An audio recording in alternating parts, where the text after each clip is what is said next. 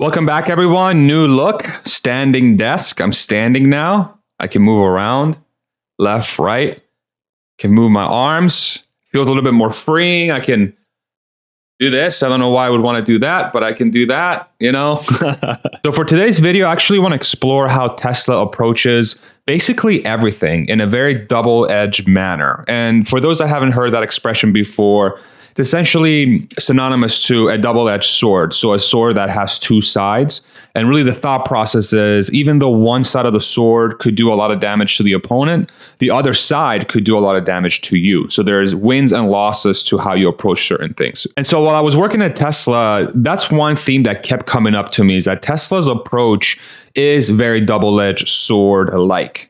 And what I mean by that is that a lot of the ways that Tesla likes to approach building a business or approaching a problem or building a culture or anything like that has some sort of double-edged manner to it, where you get a lot of benefits and you get a lot of drawbacks as well. So to give you an example, one thing that Tesla does as a company extremely well is grow as fast as humanly possible. And that speed to get there, that, lack of a better word, balls to the wall nature of Tesla when it comes to building those electric cars and building the foundation of the company is very, very good for the growth of the company. But on the other side, when you move really fast, there are parts of the business that lag. And one of those parts that keep recurring or keep coming up as a theme is, hey, I wish service was a little bit better in some areas. Some states don't have a lot of service centers, and Tesla's continually having to add service centers. So that's one of the bad sides of growing extremely fast, is that you have potentially poor service in some areas. There's another example as well for this double-edged approach while I was working there specifically. So Tesla puts a lot of trust,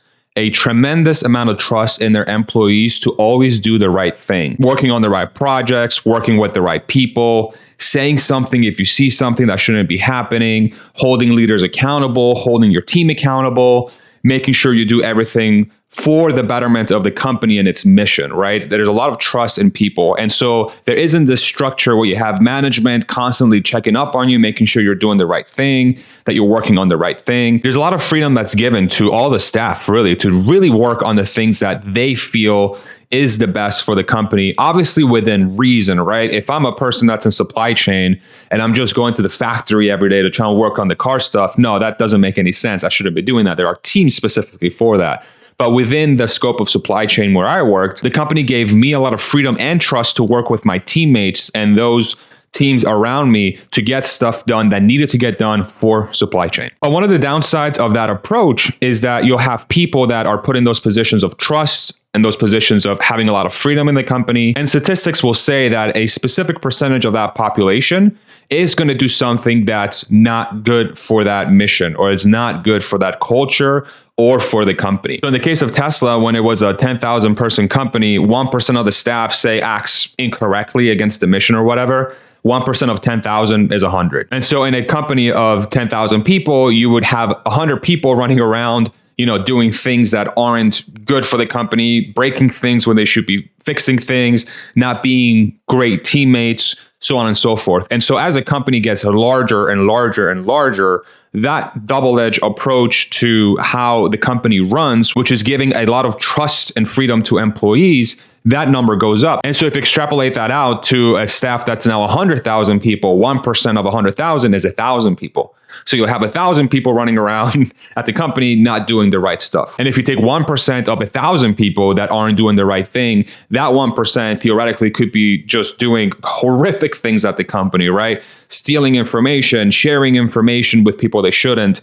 If the allegations about racism are true in Fremont with individuals, that could happen as well, right? So that's one of the risks of running a double-edged approach when it comes to running a business. And so when you hear that, potentially the first instinct could be, hey, we need to make sure we prevent all the terrible things from happening. We have to put in layers of maybe controls, and maybe we have to put in things where people aren't allowed to work on specific things, or, we have HR doing things all the time with people, or we have managers always monitoring what everybody does to make sure they're not doing the worst thing possible. And so one of the balances that companies constantly have to do is to put in checks and balances to make sure the folks that are at the company don't end up doing things that are so egregiously bad that they end up sinking the company. Now, having worked at the company, I can tell you that those baseline sort of controls to make sure nothing super egregious happens that could sink the company are obviously going to be there, especially the closer you get to super critical functions. There's obviously overarching themes like just don't be a bad person, always be a good teammate, always try your best, right? There's all these things that are embedded into the company's culture that tries to lift up everybody up to a certain level. But what really stands out to me is Tesla's willingness to trust the workforce, to trust the employees, and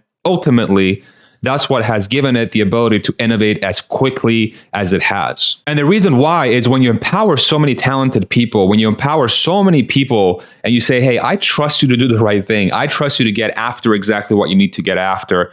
And I'm trusting you to pull in the right people or build the right tools. And when you have 100,000 people that are being given that freedom, your ceiling is extremely high when it comes to doing really useful things. And so it's my belief that Tesla's ability to crank out the cars they have, to crank out the things that they've been able to build and to set record after record after record of EVs sold, the crazy big ambitions with FSD, the bot, the Cybertruck, building all these gigafactories across the world as it continues to go to 20 million cars per year. Who knows, maybe past it at some point. All these things are born out of that trust they place in the employees, in my opinion. But one of the downsides of that is as you grow into your end goal, that 20 million cars per year, God knows how many bots and Cybertrucks and storage energy and roofs and solar panels and all these things, you are going to encounter things that are double-edged. That freedom and that trust really gives you quite a bit of freedom when it comes to failure, right? People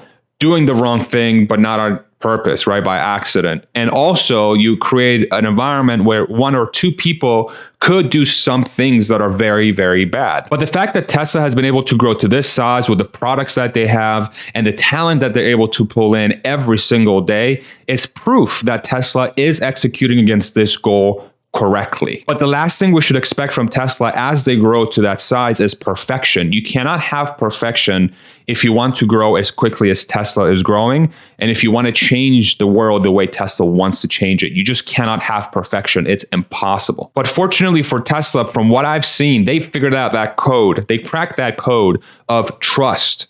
Trust your employees. Trust that they will do the right thing, because when you do that, that's ultimate empowerment for somebody to reach their highest potential and build incredible things for the company and the world. If Tesla was constantly focusing on being 100% perfect everywhere, they would be bogged down by the amount of controls and things they would have to build to ensure they're perfect everywhere. And what will end up happening without a doubt is that bureaucracy is going to start creeping in, is that you're going to have controls that don't make any sense. It slows you down from changing, and ultimately it will lead to the company's failure, especially if they are in growth mode, which is exactly what they're in right now. That approach of 100% perfection everywhere, we're going to try our absolute best, could definitely work for a company that isn't growing and has a monopoly on something, right? Where they're not constantly having to innovate and try to be better. That's the reality of reaching a very ambitious goal. Failure is guaranteed if you try to be perfect everywhere. I'm really curious to see how Tesla continues to evolve as a company into the 2030s and the 2040s with this concept in mind.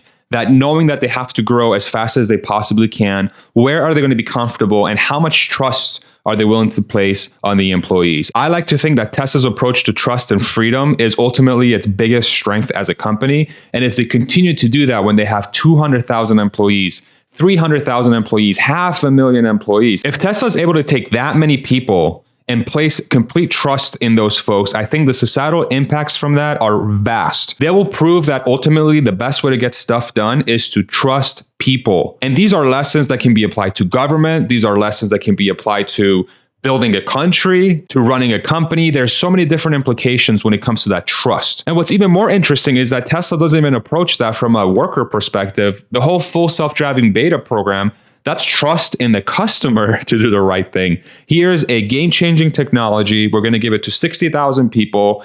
Oh, and by the way, the car can drive itself, but we're trusting you and you're agreeing to that you're going to do the right thing with the software, because that is eventually going to enable us to get this thing to where it needs to be, which is going to prevent millions of deaths in the future. That's a very powerful way of running a company and interacting with your customers through trust. And think about that word of trust. How many times have you been faced with a situation or have seen this happen where stuff didn't get done? It doesn't matter how good your data is or how good your case is.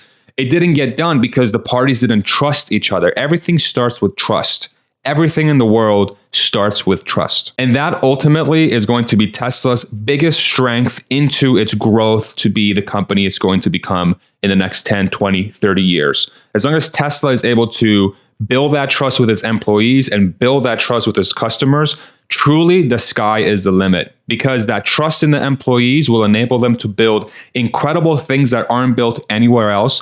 And the trust with the customers will create such loyalty and such a feedback loop that Tesla is going to continue to make the best products in the world, bar none. If you like this video, I would love it if you throw me a like. If you want to support this channel, feel free to click on the Patreon link in the description or click on the join button right below this video. I also have a podcast series that you can listen to on this channel, or you can download them on Spotify, Apple Podcasts, or your favorite podcast app. Thank you very much for watching, and we'll see you on the next one. Take it easy. Bye-bye.